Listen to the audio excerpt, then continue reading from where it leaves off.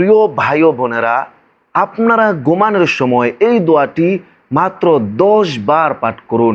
আপনারা অবাক হয়ে যাবেন, আপনারা আশ্চর্য হয়ে যাবেন।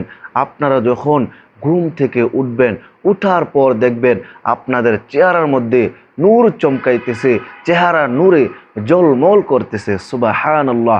মানুষ যতই কালো হোক, কিন্তু তার চেহারার মধ্যে যখন আল্লাহর রহমতের নূর দেখা যায়, তখন তাদের দিকে তাকিয়ে থাকতে ভালো লাগে, তাদেরকে সবাই ভালোবাসে। সুবহানাল্লাহ। এই জন্য প্রিয় দিনী ভাই বোনেরা, আপনারা যদি চান আপনাদের চেহারার মধ্যে নূর চমকাপ, আপনাদের চেহারা সুন্দর হোক, আপনাদের চেহারা দিকে সবাই মায়াবী দৃষ্টিতে তাকিয়ে থাক, সবাই আপনাদেরকে ভালোবাসুক, তাহলে আপনারা ঘুমানোর সময় এই আমল করুন, এই আমল করুন। অবশ্যই অবশ্যই আল্লাহ তাআলা আপনাদের চেহারার মধ্যে আল্লাহ তাআলা রহমতের নূর দিয়ে দিবেন। সুবহানাল্লাহ। সেই আমলটি হলো, আপনারা যখন বিছানায় ঘুমানোর জন্য যাবেন, যাওয়ার পর আপনারা 10 বার দুরুদে ইব্রাহিম পাঠ করবেন।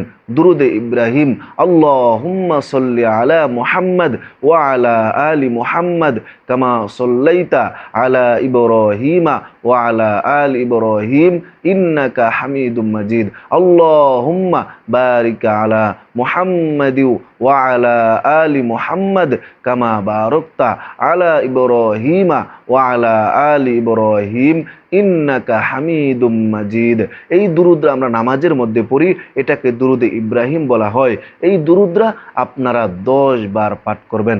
প্রিয় দিনী মা ও বোনেরা, প্রিয় দিনী ভাই ও বোনেরা, আপনারা দুরুদরা পড়ার পর আরেকটা দোয়া, ছোট্ট দোয়া আপনারা 10 বার পাঠ করবেন। প্রিয় দিনী ভাই ও বোনেরা, আপনারা যারা চেহারা সুন্দর করার জন্য অনেক ফেসওয়াশ দিয়েছেন, অনেক ক্রিম দিয়েছেন, অনেক কিছু দিয়েছেন মুখের মধ্যে, শুধু একটু আপনাকে সুন্দর দেখানোর জন্য, আপনার চেহারাটা একটু উজ্জ্বল দেখানোর জন্য, আপনি ফর্সা হওয়ার জন্য, প্রিয় দিনী ভাই বোনেরা, এই আমলটা করুন। 10 বার দুরূদ পড়ার পর আপনারা এই দোয়াটাও 10 বার পড়বেন। ইয়া আরহামার রাহিমিন, ইয়া আরহামার রাহিমিন, ইয়া আরহামার রাহিমিন। এই দোয়াটা আপনারা 10 বার পড়বেন।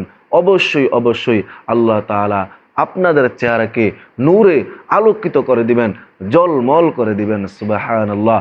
আল্লাহ পাক রব্বুল আলামিন আমার সকল দিনী ভাই বোনদেরকে প্রতিনিয়ত এই আমলটা করে তাদের চেহারাকে নূরে উজ্জ্বল করা তৌফিক দান করেন। আসসালামু আলাইকুম ওয়া রাহমাতুল্লাহি ওয়া বারাকাতুহু।